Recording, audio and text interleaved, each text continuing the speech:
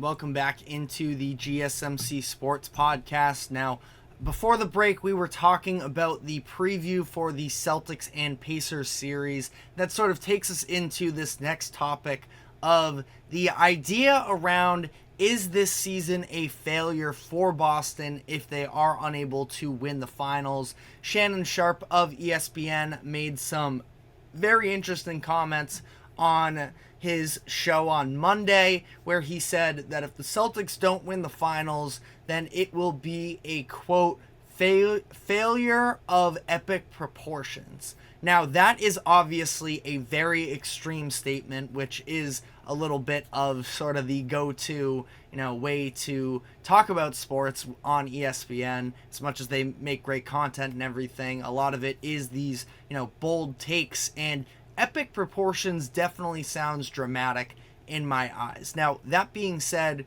like we just talked about, the Celtics are minus 900 favorites on DraftKings to win this series against the Indiana Pacers.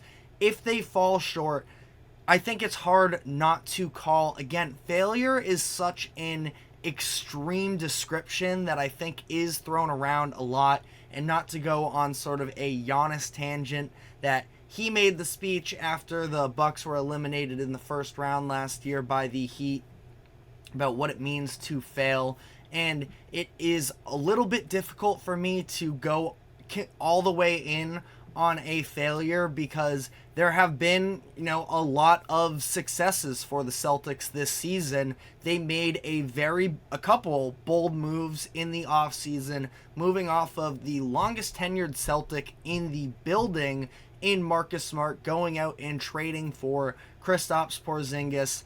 And, obviously we can sort of have a further discussion about whether or not that was a success based off of Porzingis' health, because the number one concern with him was, is he going to be available for the postseason? They were very cautious with him throughout the regular season, having him not play back-to-back games, on back-to-back nights, that is, the second night of back-to-backs, or sometimes they had the first. They staggered him and Al Horford, but you get the point. Trying to limit his workload, his fatigue, and get him to a point where he was good to go in the postseason, and then all of a sudden this sort of freakish calf strain comes up early on in that series against the Miami Heat. So, again, that conversation about whether or not that was the right move still hasn't necessarily fully come to fruition, but in my eyes, I do think that the fact that they also got additional first-round picks and future draft capital, it's hard to say that was the wrong move for me as things currently stand. And Porzingis, when he plays, he is such a massive part of this Celtics offense that I do think is sort of another element here. Now, admittedly, I'm a Celtics fan, so I think that I am as objective as I can be through my fandom. But the way that, every single team, and you look back at the past decade or so of championships, NBA fans always find something to complain about in terms of these postseason runs. And no doubt if the Celtics were to win the finals this year, everybody would be talking about how easy their path to the finals was, considering they played the Miami Heat without Jimmy Butler, and they played the Cavaliers without Jarrett Allen for the entirety of the series. Donovan Mitchell goes down after Game 3 as well. So, and then ending up with a Pacers team that has massively overachieved, who, like we sort of talked about in the first series, they also did benefit some from some injuries to opponents throughout their first couple rounds. But the idea that regardless of whether or not, and I was watching ESPN this morning, and the hypocrisy was just driving me a little bit crazy, because this idea of, let's say hypothetically Kristaps Porzingis does not play in the finals, I don't think the Celtics can really beat the Minnesota Timberwolves. I still feel like they would probably be favored against the Mavericks, but I find it really hard to believe that the Celtics would be able to beat the Timberwolves without Kristaps Porzingis. And even still, as they are talking through this conversation, they're saying, well, it doesn't matter whether or not he's there. it's still a failure. And I don't think I can get that far. Failure is such a, drastic word that maybe I am, just not necessarily all in on the hot take culture, but I think that there have been some failures in the NBA as of late. Up to this point, the Clippers experiment with Paul George and Kawhi Leonard has been a failure. Now, I believe they have a Western Conference Finals appearance, so, it's not like it's been all bad for them, but as a whole, they haven't had very much postseason success at all. They haven't been able to win a round in the playoffs the past couple years here, and it is extremely concerning that they've bought all in to this, experiment, and they haven't even been a consistent threat in the postseason. The Phoenix Suns are another team where they mortgaged all of these assets to bring in Kevin Durant. They further sort of dug themselves into this salary cap situation, bringing in Bradley Beal, who the majority of the NBA fans knew was past his prime and was not worth the contract that he is currently getting and is going to be getting for the next 2-3 seasons. So that is something where they win 0 games this season. In this postseason, I wouldn't say that this season as a whole was a failure. It's sort of difficult. They win 0 games, and in the playoffs they lose to a team that could potentially make the finals or even win the finals. So it's another massive disappointment. The failure category would be tagged with them if they are unable to sort of, it seems like it's headed in the direction of being a failure, don't get me wrong, but I still, again, think that is just such an extreme definition of, making the playoffs, and especially if you're the Celtics, potentially making it to the finals. And again, this idea of hypocrisy and injuries and all of that, I just feel like it is really arrogant, honestly, to say, oh, well, the Celtics, they made it this far in the postseason because of all these injuries, but then when they're dealing with this injury themselves that they've been able to overcome up to this point, they are failures because they couldn't, pull it off on the biggest stage once they reached the highest level of competition. I just don't necessarily understand the logic behind that.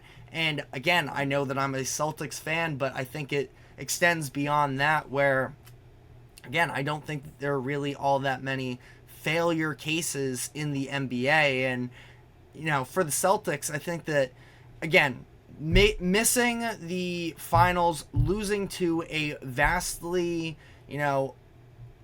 overachieving Pacers team that had very little finals expectations headed into the year, that is where you could sort of start to have the conversation for sure. But again, I think that there are more layers that go into this conversation other than did you win the finals or not. And the Celtics are at a point where they have made the Eastern Conference Finals in 6 of 8 seasons. So this idea of they are a prominent playoff force but are yet to actually win it all does, expectations are something that are poured into this conversation as well. So I'm not myself being arrogant of that, but in terms of if they were to lose, let's say, this Pacers series, they should still be in a very good position to be right back in the same position next season when that comes around. And now their best chance is this year, but they are going to continue to build on the core that they already have. So I don't expect them to go anywhere, but we could see some massive shakeups. And I think that, again, losing to a team that nobody expects to win for the most part is in the category of, conversation, at least I should say, of being a failure. But considering that they were the best team all season long, and they, just as we are recording this, had 2 players selected to All-NBA defense in Derek White and Drew Holiday. Jason Tatum is likely going to be first-team All-NBA. Jaylen Brown could be on an All-NBA team as well.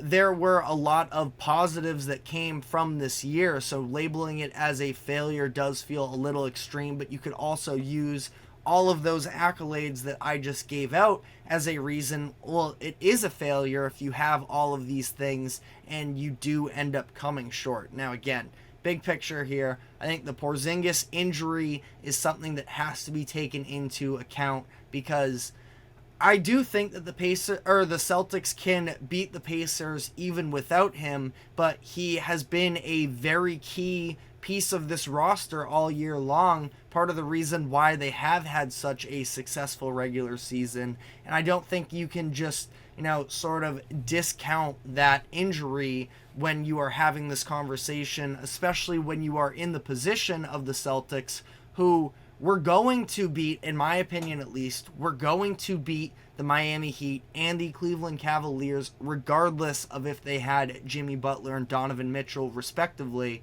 But that is what we hear about in terms of their cakewalk of a schedule coming into the Eastern Conference Finals, and now nobody wants to talk about Porzingis being out as well, who is a massive piece. So ultimately, again, I think this idea of being labeled a failure, it absolutely comes more into picture if the Celtics are unable to beat the Pacers as things currently stand. But I don't think they're going to be the best team in the finals if they face off against the Minnesota Timberwolves, and they are without their, top 3 player in Kristaps Porzingis, and somebody who plays a position who would be massively important for that matchup against the Timberwolves.